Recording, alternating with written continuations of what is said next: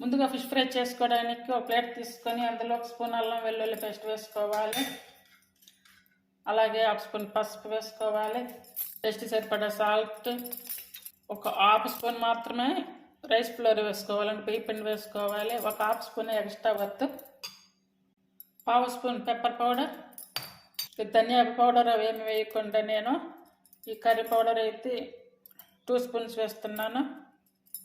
నేనైతే ఇందులో ఇది చింతపండు వాటర్ అన్నమాట. చింతపండు కొంచెం మెత్తగా నానబెట్టుకొని ఆ పులుసు ఇందులో వేస్తున్నట్టు. మామూలుగా పులుసు కోసం మనం లెమన్ అవి పిండుకుంటాము కదా, అలా ఇంకా అలా లెమన్ లేకుండా ఈ చింతపండు పులుసు వేస్తున్నాను.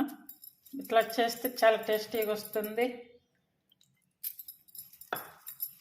చింతపండు చాలా తక్కువగా సరిపోతుంది, అంటే వాటర్ కొంచెమే వేసుకుంటాం కాబట్టి కొంచెం చింతపండు సరిపోతుంది. ఇప్పుడు కారం వేసుకోవాలి. కారం 1 స్పూన్ వేసుకోవాలి. అలాగే మనం తినే టేస్ట్ని బట్టి కారం తీసుకోవాలి. వాటర్ అయితే కంప్లీట్గా చింతపండు వాటరే కలిపాను. అంతే అండి. ఫిష్ పీసెస్ వేసుకొని మంచిగా కలిపి పెట్టుకోవాలి. చూడండి, ఇందులో ఒక ½ కిలో ఉన్నాయి ఫిష్ పీసెస్ అయితే. ఇవన్నీ ఒక్కొక్కటిగా తీసుకొని ఇందులో ఇలా మసాలా అంతా మంచిగా పట్టించి పక్కన పెట్టుకోవాలి.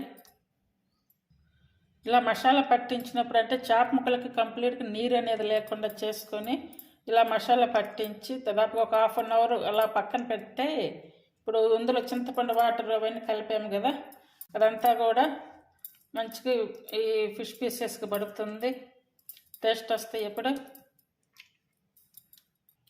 చూడండి, మొత్తం అయితే ఇలా కలిపి పెట్టేసాను. ఇప్పుడు ½ అవర్ తర్వాత ఇప్పుడు స్టవ్ మీద ప్యాన్ పెట్టుకొని ఇప్పుడు ఫ్రై చేసుకోవాలి. మసాలాలు వేసి కలుపుకోవడానికి చింతపండు వాటర్ చూపించే కదా, ఆ చింతపండు వాటర్ చూడండి, ఇంత చింతపండు తీసుకుంటే సరిపోతుంది. అంటే మనం చేపలను బట్టి తీసుకోవాలి. ఒకవేళ ఎక్కువ తీసుకుంటాం అనుకుంటే కొంచెం అప్పుడు ఎక్కువ తీసుకోవాలి. కొంచెం చేపలు అయితే కనుక ఇది సరిపోతుంది. స్టవ్ వెలిగించుకొని స్టవ్ మీద బాండీ పెట్టుకొని చేప ముక్కలు ఫ్రై చేసుకోవడానికి ఇందులో ఆయిల్ పోసుకోవాలి. అంటే కొంచెం డీప్ ఫ్రై చేస్తున్నాను.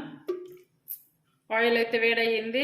చేప ముక్కలు ఆయిల్లో వేసుకునేటప్పుడు ఆయిల్ సిమ్లో పెట్టుకొని వేసుకుంటే బాగుంటుంది. చూడండి,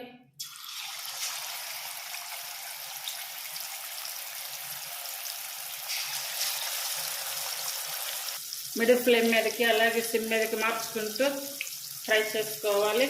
వెంటనే అయితే తిప్పద్దు, వీటిని ఇలాగే కొద్దిసేపు ఒక 5 మినిట్స్ అయినా ఉంచాలి. ఇప్పుడు మళ్ళీ రెండో పక్కకు కూడా ఇలా తిప్పుకోవాలి.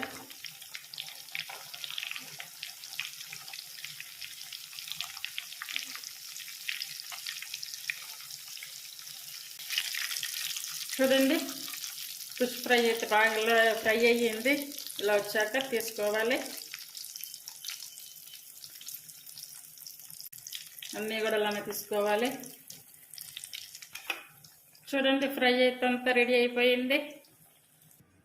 ఎప్పుడు లెమన్ వేసి చేస్తుంటాం కదా ఫిష్, అవి అలా కాకుండా ఈసారి చింతపండు వేసి ఫ్రై చేయండి. చాలా బాగుంటుంది టేస్ట్. అసలు ట్రై చేయండి అందరూ కూడా. కూడా బాగా వచ్చాయి. చూడండి, ఇవి సైడ్ డిష్గా బాగుంటాయి. అలాగే ఇట్లా స్నాక్గా కూడా తినవచ్చు. వీటిని అందరు ట్రై చేయండి. అలాగే కొత్తగా నేర్చుకునే వాళ్ళు కూడా చాలా ఈజీగా చేసుకోవచ్చు. Thank you for watching.